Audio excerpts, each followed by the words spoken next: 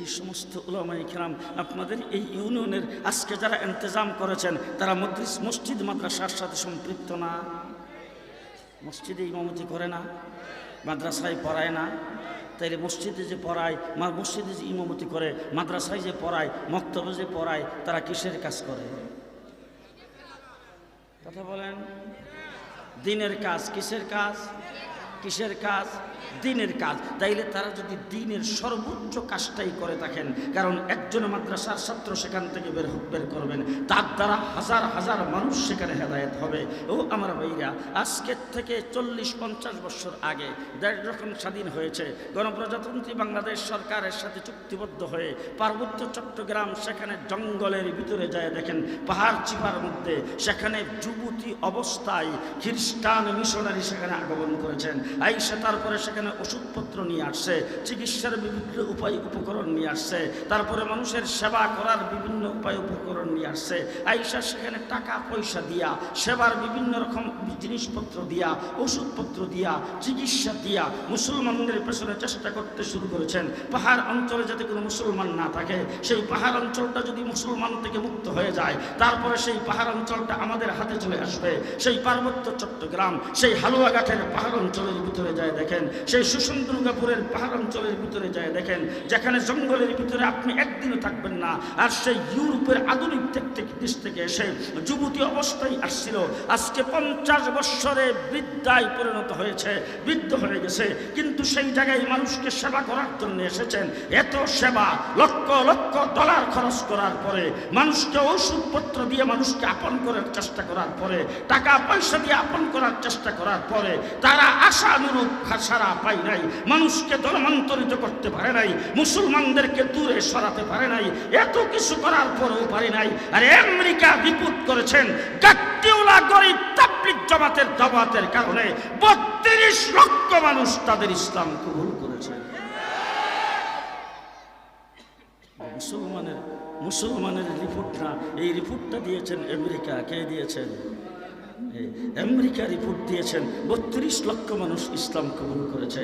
আমার শেষ কথা আমি আপনাদের সামনে বলতে চাই, যারা দিনের কাজে 24 ঘন্টা ব্যস্ত রইল, যারা মানুষ গড়ার কারিগর হিসাবে কাজ করলো, যারা মাদ্রাসা করলো, আপনার ঘরে ঘরে ছাত্র পড়াইছে, পরে আবার বের হয়েছে, প্রত্যেক মুহতামিমের বেগের ভিতরে রশি, আপনার ঘরে ঘরে যাইয়া, আপনার হাতে পায়ে ধইরা, আপনার কারখানায় যাইয়া, আপনার দোকানে যাইয়া, সেখান থেকে 5 টাকা 10 টাকা যাকাত ফিতরার পয়সা, এই সমস্ত পয়সাগুলি কালেকশন করে মাদ্রাসায় নিয়া বড় বড় হাফেজ কোরআন তৈরি করতেছে। তারা তো এত বড় দায়িত্ব পালন করার পরে আজকে কেনই না তাই ইউনিয়নের উলামায়ে কেরাম ইসলামী সম্মেলন করতে গেলেন? এটা হলো আমার শেষ কথা। কেন আজকে তারা ইসলামী সম্মেলন করার জন্য গেলেন? তারা তো সবসময় দ্বীনের কাজই করতেছে, এরপরে আবার বাড়তি কাজটা কেন করা লাগবে? কি জন্য বাড়তি কাজটা করা লাগবে? বাড়তি কাজটা এই জন্যই করা লাগবে, বাড়তি কাজটা এই জন্যই করতে হবে। মাদ্রাসায় যারা ভর্তি হয়েছে, শুধু তাদেরকে দিন শিক্ষা দেওয়া উলামায়ে কেরামের দায়িত্ব নয়, তাদের কাছে দিন পৌঁছানো উলামায়ে কেরামের দায়িত্ব নয়। যারা তাবলীগি চিল্লা দিতে আসে, তাদেরকে শিক্ষা দেওয়া শুধু উলামায়ে কেরামের দায়িত্ব নয়, উলামায়ে কেরামের দায়িত্ব হলো নবীর দায়িত্ব। নবী দুনিয়াতে প্রেরিত হয়েছে সর্বস্তরের মানুষকে হেদায়েতের রাস্তা দেখাইবার জন্য। ঠিক আলেমুল ওয়ারাসাতুল আম্বিয়া, তাদের দায়িত্ব হলো সর্বস্তরের মানুষকে দ্বীনের পথে আহ্বান করা, সর্বস্তরের মানুষকে দ্বীন শিক্ষা দেওয়া। এই জন্য সকল মানুষকে একত্রিত করে বৎসরে 1-2 বার দ্বীন শিক্ষার ব্যবস্থা তারা করে থাকে। যারা আপনারা এখানে এসেছেন, আপনারা সবাই উলামায়ে কেরামের ছাত্র। কথা কি বুঝে আসছে?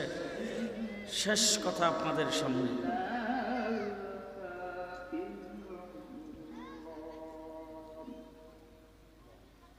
শেষ কথা আপনাদের সামনে, তারা এই মেহনত করে সর্বস্তরের মানুষকে দ্বীন শিক্ষা দেওয়ার ব্যবস্থা করে। 2 নম্বর কাজ হলো উলামায়ে কেরাম সম্পর্কে ভালো করে জেনে রাখবেন। মুহাম্মদুর রাসূলুল্লাহ সাল্লাল্লাহু আলাইহি ওয়াসাল্লাম, আল্লাহ তাবারক ওয়া তাআলা ওনাকে দুনিয়াতে প্রেরণ করে দ্বীনটাকে অল কমপ্লিট করে দিয়েছেন। দ্বীন ইসলাম কমপ্লিট। বলেন, দ্বীন ইসলাম কমপ্লিট। কমপ্লিট যদি কোনো একটা জিনিস হয়ে যায়, সেটার মধ্যে আর বাড়ানো কমানোর প্রয়োজন জি হয় নাই। আমি যখন ব্রাহ্মণবাড়িয়া মাদ্রাসায় পড়তাম, তখন সড়ক বাজারে একটা টেইলার্সের দোকান ছিল, সামাদ টেইলার। এই হুজুর খুব ভালো করে সিনেমা না, সামার টিলার। তো সামার টিলারের দোকানে আমার আব্বার খুব খাতির ছিল। আমার আব্বা আমাকে নিয়ে যেত, নিয়ে সেখান থেকে জামা কাপড় বানাইতো। তো 6 মাস আগে জামার মাপ দিয়ে জামা কাপড় বানাইছে। পরের 6 মাস পরে যখন আবার কাপড় নিয়ে দিছে, আমার ছেলের আরেকটা জামা বানাই দেন, আমার জন্য আরেকটা বানাই দেন। তো ওনার কাপড়টা রাইখা, আমার আব্বার কাপড়টা রাইখা, আমার কাপড়টারে হাতে ধরে রাখো, ছেলেটারে পাঠাইতেই বলে মাপ লাগবো। আমার আব্বা বলেন 6 মাস আগে বানিয়ে নিল, তখন তো একসাথেই বানিয়ে নিলেন, আপনারা খাতার মধ্যে তালাশ করে দেখেন তার মাপ তো আছে, এখন আবার মাপ লাগবে কেন? তখন হাসি দিয়ে বলে, দেখেন আপনারটা মাপ ছাড়াই হবে, তারটা হবে না। তার কারণটা হলো তার বাড়তি শরীর। কি শরীর? বাড়তি শরীর। 30-35 বছর বয়স হয়ে গেছে। গেলাম ঢাকায় হযরত হাফিজি হুজুরের দরবারে, লালবাগ মাদ্রাসার গেইটে শফিক টেইলার। সেই টেইলারের কাছে যায় কাপড় সর্বপ্রথম মাপ দিলাম, খাতার মধ্যে সুন্দর করে উঠায় রাখলো, রাখায় তারপরে সে বানিয়ে দিল। এরপর আরেকদিন কাপড় নিয়ে গেলাম, কাপড়টা সামনে দিলাম, কাপড়টা ঢিল মারে পেছনে রেখে, ঠিক আছে হুজুর এখন সময় কম, যান। আমি বললাম মাপ রাখবেন না? বলে মাপ একটাই চলবে। এরপরে অন্তত 20টা বছর পর্যন্ত আমি লালবাগ এলাকায় ছিলাম, তো শফিক টেইলারের কাছ থেকে মাপ দিয়ে কাপড় বানাইছি। 20 বছরে কোনোদিন মাপ দিতে হয়নি, কারণ আমার যখন 30-35 বছর বয়স হয়ে গেছে তখন আমি কমপ্লিট। এখন আমার শরীর যা আছে মৃত্যু পর্যন্ত থাকবে। সেখান থেকে 2091 সনে গেলাম মিরপুর, সেখানে যাই এসে এক টিলারের কাছ থেকে মাপ দিয়েছিলাম, এমদাদিয়া টিলার। বিশ্বাস না হলে এখনো আছে মুসলিম বাজারে, সেখানে যাই দেখেন ওই যে মাপ দিছিলাম এই মাপ এখনো আছে, একটা দিয়েই চলে। মুহাম্মদুর রাসূলুল্লাহ সাল্লাল্লাহু আলাইহি সাল্লামের আগে 1,24,000 পয়গম্বর আল্লাহ পাক দুনিয়াতে প্রেরণ করেছেন। পয়গম্বররা আসছে, দুনিয়ার থেকে চলে গেছে, এরপর আবার নতুন পয়গম্বর আসছে, নতুন আইন কানুন, নতুন তরিকা আল্লাহ পাক দিয়েছেন। আগেরটা চলে না, এখন নতুন করে মাপ দিতে হবে। আরেক পয়গম্বর আসছে, নতুন করে মাপ দিতে হবে। আরেকজন আসছে, নতুন করে মাপ দিতে হবে।